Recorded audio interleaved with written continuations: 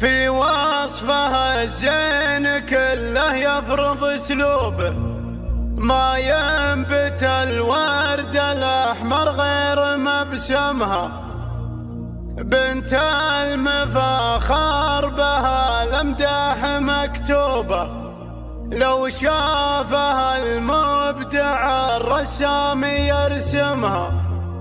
أيقونة الحسن بنت شيوخ وعجوبة، أرقامها في البها محد يحطمها، أرقامها في البها محد يحطمها.